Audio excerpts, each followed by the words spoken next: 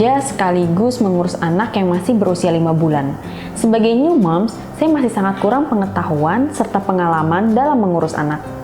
Khususnya ketika anak saya menangis, saya masih suka bingung kalau anak rewel harus berbuat apa dan apa penyebabnya ya.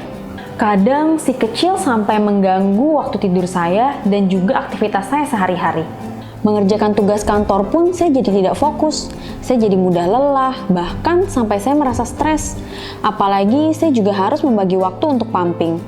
Sebagai wanita karir sekaligus mengurus anak memang sangat berat.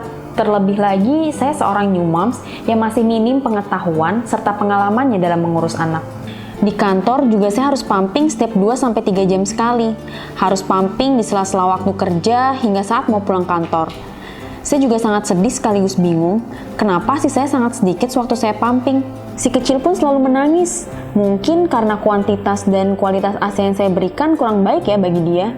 Saya pun coba menimbang anak saya, dan hasilnya pun berat badannya tidak naik-naik. Sampai akhirnya saya merasa kalau saya ini sedang mengalami baby blues. Kemudian saya coba cari-cari informasi mengenai kondisi yang terjadi pada anak saya dan kenapa produksi ASI saya sangat rendah. Akhirnya saya mendapatkan info untuk menghubungi dokter laktasi dan membuat janji konsultasi saat weekend dengan beliau.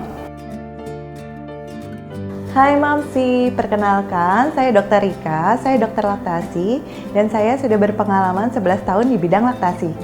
Dok, kenapa ya bayi saya itu sangat rewel dan saya juga merasa menjadi lebih emosional? Sebenarnya ada beberapa hal nih Mamsi yang membuat bayi ini menjadi rewel. Misalnya karena bayi itu lapar, capek, ngantuk, atau berbagai faktor lingkungan yang mempengaruhi si bayi seperti kepanasan atau kedinginan. Dan jangan lupa coba cek diapersnya penuh atau enggak dengan urin. Sebenarnya kondisi Mamsi ini umum kok. Semua ibu-ibu yang menyusui merasakan hal yang sama. Dan yang sangat terpenting adalah dukungan moral dan fisik Mamsi dari orang terdekat. Nah, kita bisa lihat lagi apakah asupan ASI si kecil sudah sesuai.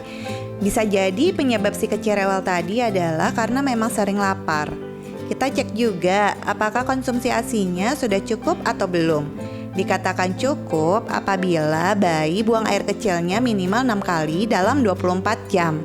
Nah, memang sih ASI saya sedikit kemarin dok. Jadi asupan ke si kecil mungkin jadi sangat rendah ya. Nah, ada beberapa hal yang perlu diperhatikan nih Mamsi. Apakah cara menyusui Mamsi sudah tepat atau belum? Atau ada faktor-faktor lain yang mempengaruhinya seperti Mamsinya kelelahan atau pengaruh stres juga. Apalagi kan Mamsi yang saat ini sedang bekerja. Tips dari saya Mamsi, hindari stres dan jangan overthinking. Dan menjaga kualitas makanan. Jadi Mamsi harus makanan yang bergizi. Juga istirahat yang cukup demi kelancaran produksi ASI. Dan jangan lupa, Mamsi harus banyak mencari informasi bagaimana cara menyusui yang tepat. Mamsi juga perlu tahu mengenai pijat laktasi. Karena pijat laktasi ini sangat membantu Mamsi untuk mengeluarkan hormon oksitosin agar produksinya ASI lebih lancar.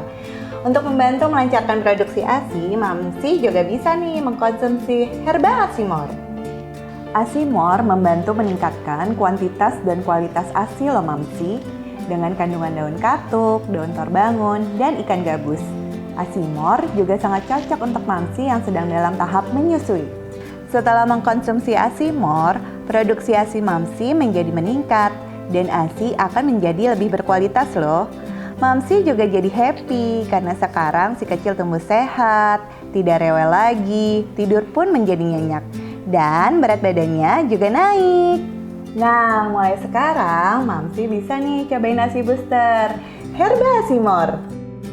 Terima kasih dok, ini akan sangat membantu para mamsi seperti saya. Mulai saat ini, saya minum Asimor.